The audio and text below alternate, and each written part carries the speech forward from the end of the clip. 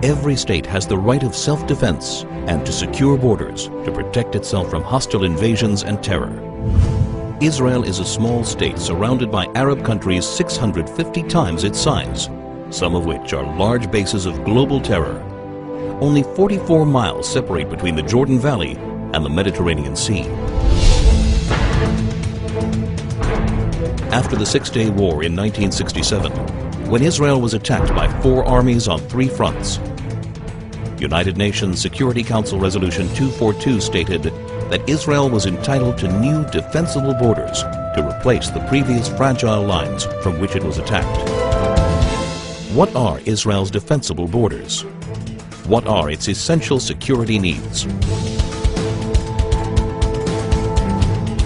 The Jordan Rift Valley, Israel's eastern frontier, forms a natural barrier between Israel and the countries of Jordan, Iraq, and Iran.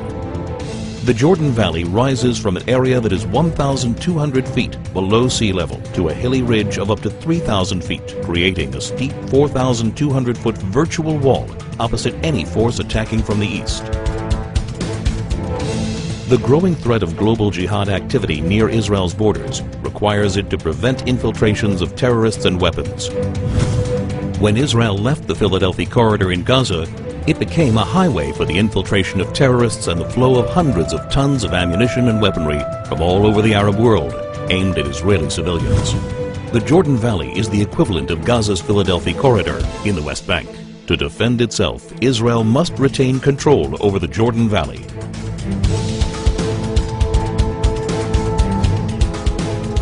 This is Israel's mountain ridge, rising up to 3,000 feet. It dominates Israel's major coastal cities, where more than 70% of its population, 80% of its industry, and all of its airfields and seaports are located.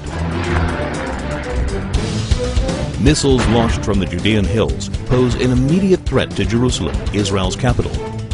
Israel's only international airport, Ben Gurion, would be in the range of even primitive rockets, while all planes taking off and landing would be threatened by shoulder-launched anti-aircraft missiles.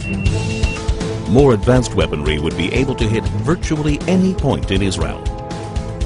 If Israel were forced back to the 1949 armistice lines, the Green Line, the country's width would be reduced to a narrow 9-mile waistline that would be impossible to defend.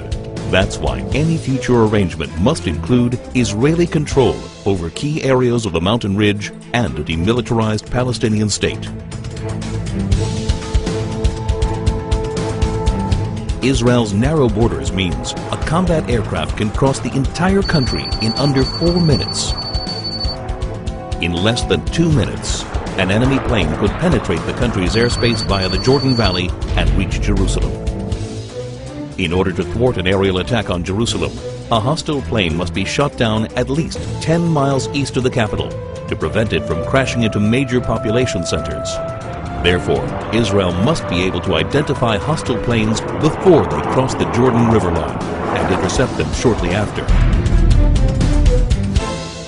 To defend itself, Israel must control the airspace over the West Bank.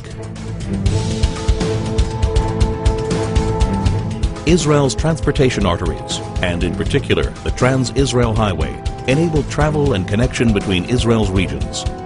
They also assure the mobility of the Israel Defense Forces in case of attack. Protection of these vital arteries is essential in order to ensure that 1. Civilians aren't victims of terrorist gunfire. 2. Regions of the country cannot easily be cut off. 3.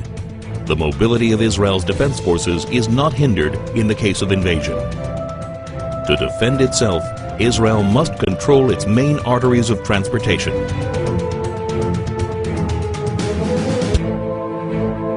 There is enormous uncertainty about future trends in the Middle East.